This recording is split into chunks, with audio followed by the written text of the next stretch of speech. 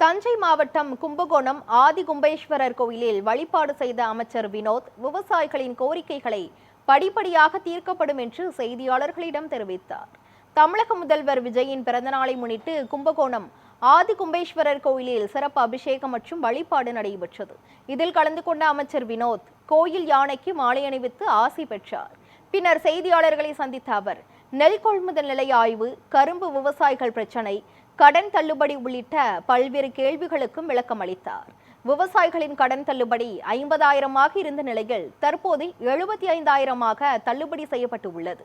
இதுபோன்று விவசாயிகளின் பிரச்சனைகளுக்கு படிப்படியாக நடவடிக்கை எடுக்கப்படும் என்றும் தெரிவித்தார்.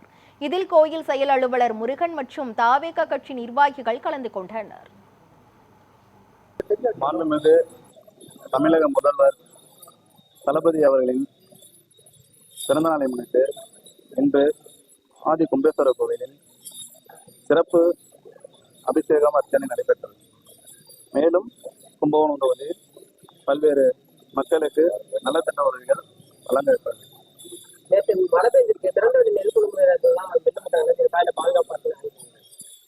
நாளையில்தான் ஊருக்கு வந்துருக்கேன். அடுத்தடுத்து நிறைய ஆய்வுலாம் மேற்கொள்ளும்.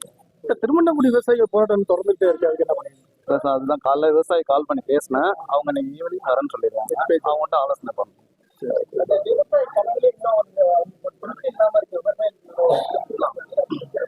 ஃபர்ஸ்ட் 50,000 சொல்லியிருந்தாங்க. அதுக்கு மேல வாங்கினவனுக்கு 100% மானியம் சொல்லியிருந்தாங்க.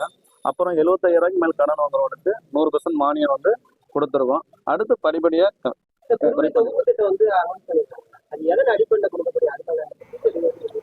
அதெல்லாம் விரைவில் சொல்லுங்க.